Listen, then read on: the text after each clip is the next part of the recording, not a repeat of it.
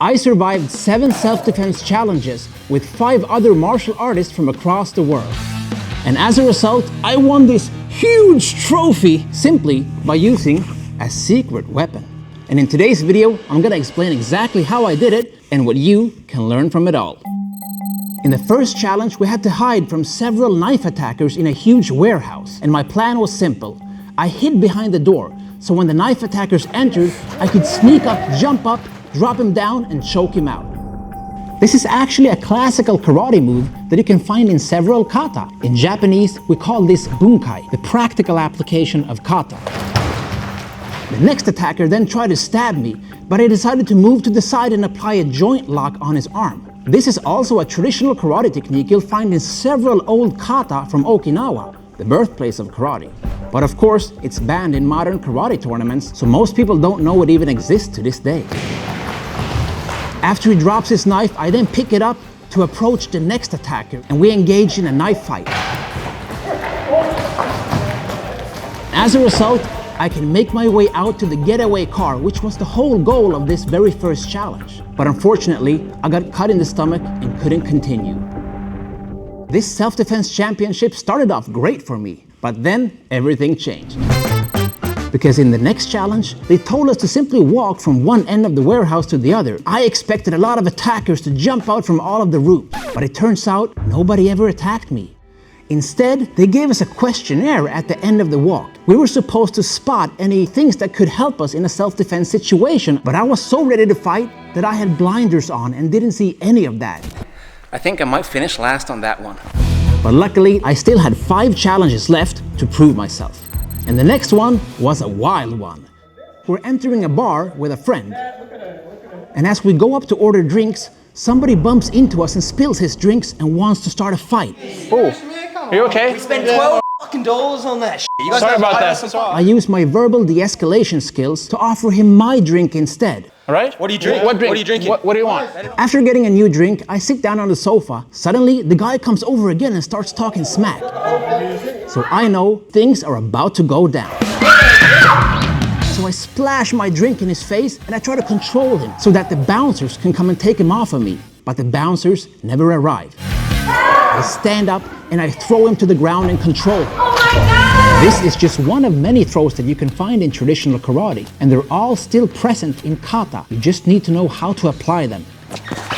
Take it easy, pal. Take it easy. Now, obviously, I could finish him off with strikes, but this is about self-defense, and you should never use more force than a situation requires. Otherwise, you're the one going to jail, and I'm not gonna let a drunk dude in a bad mood put me behind bars. Then, my friend wants to walk up to the pool table, and I know this is a bad idea, so I tell him we should get out of there. Shut your mouth. I'm having a battle. But he's not listening. The next fight breaks out, and it feels like I'm in a Hollywood movie.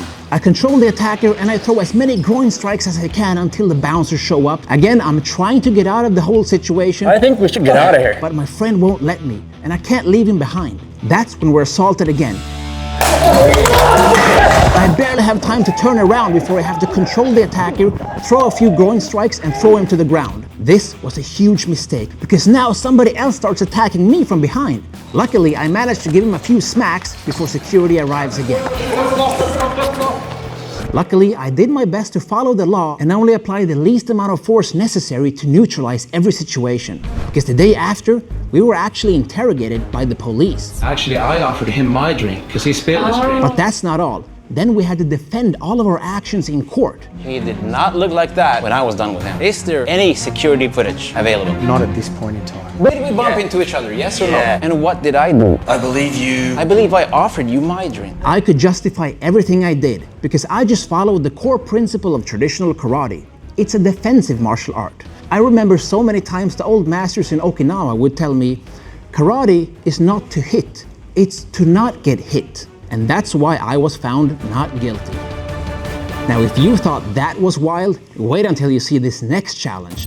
I was locked up in a cage with knife attackers. I had to fight and ideally not get stabbed. And since I knew that this would be highly dangerous, I decided to use my secret weapon.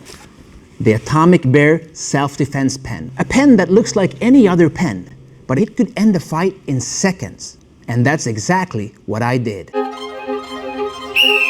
As the knife attacker charged at me, I leveled the playing field by attacking him right back with my Atomic Bear self-defense pen.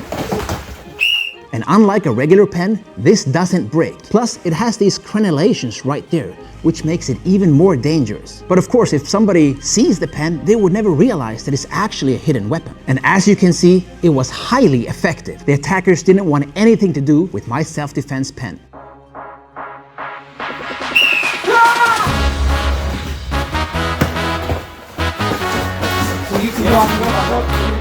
Now the pen was so effective that I wanted to use it for every knife attacker, but according to the rules of the tournament, we could only use it twice, which meant that now I had to use my fists instead. And that was so much harder. These fights lasted way longer and I probably got stabbed hundreds of times, which just goes to show that a simple self-defense pen can really equalize the playing field, even against a knife attacker. For the next challenge, I thought I would be a male stripper, but it turns out we were supposed to be security at the nightclub that we previously visited. This time, it was our job to keep the peace and handle any fights that could break out. And of course, a lot of fights broke out. Because this nightclub is crazy. You see, immediately when we broke up a fight, the next couple started fighting. Cheating all night, asshole! And when we broke up that fight, the next couple started fighting. And this was a real dilemma, because what do you do when you're controlling one couple fighting and you see another couple start fighting? Obviously, you hire more bouncers. And unfortunately, there were only 2 of us. But then, things got out of hand, because a deranged lunatic stepped into the room covered in crap. And I didn't want to touch that dude, so I decided to pick up a bar stool and use it to push him against the exit. Keep walking, pal. Keep walking, keep walking. And that was a great idea. After that rather peaceful challenge, it was time for violence. Because now I was on a moving bus, and in this scenario, a junkie sits next to me and starts shooting up some kind of drug. Really? Yeah. All right. I try to keep him calm by engaging in conversation, but then he drops his needle and gets really angry. Calm down. Calm down. But I had to create space by standing on the seat to use my strikes, and that worked really well. So well, in fact, that I used the same tactic against the next 2 guys that attacked me. I could even kick one guy while I was punching the other. But after this, things took a weird turn, because a guy starts complimenting me.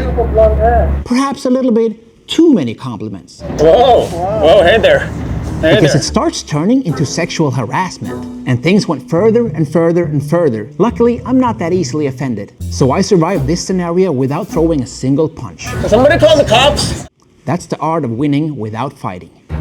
Suddenly, the couple in front of me starts arguing. I could sense that things were getting out of hand, so I decided to stand up next to the guy. And of course, he started a fight. But I easily controlled him without really hurting him. And as a consequence, his girlfriend gets angry at me for saving her. I guess you're damned if you do and damned if you don't.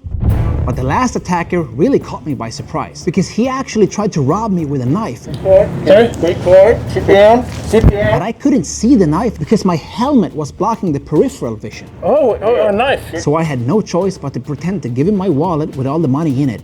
But that was not enough for him, which meant that I had to take matters into my own hands and save my life with a couple of strikes. And now there was only one challenge left in this whole championship. And this is the one that I really didn't want to do. Because now the participants had to fight each other. And during this whole week of filming different challenges, we had become very good friends, which meant that it was really weird to now attack each other. But luckily, each fight would only last a couple of seconds. But that also meant that there was no holding back. My first fight was against the winner of the last season of the Ultimate Self-Defense Championship. And my strategy was simple. I would use my size to my advantage by trying to control him close up. But what I didn't think about is that he's also an expert at Muay Thai, and he threw a great knee straight at my liver that scored him the point he needed to win that round. My next opponent was a UFC fighter. And the first thing he did was jump up on the counter. I didn't really know what to think, so I tried to kick his legs out from under him, but it didn't work. As he jumped down, we started trading strikes and kicks, but I knew that I had to do the unexpected. So I went for a takedown by grabbing one of his legs. But that's when the time was up. Then I had to fight on the bus. And I decided to take it a little bit easy with this guy because he was not a professional fighter, although he has a decade of experience in self-defense training, and he has that old man strength. Which I really felt when he almost tried to break my neck as I smashed him to the bus floor. Luckily, I got a strong neck, so I won that fight. Last but not least, I had to fight a real Shaolin disciple, and we were situated in a fake office where the fight would take place. I knew that I had to avoid his touch of death, because that's what all Shaolin masters do, right? So as soon as the whistle blew, I took him down and I went to ground and pound city on him. Because apparently, you don't learn how to defend against ground and pound at the Shaolin Temple. And that's when they counted up all of the scores and the UFC fighter won the whole thing. But I also won this, because I managed to use the pen in such an effective and impressive way. And stay safe.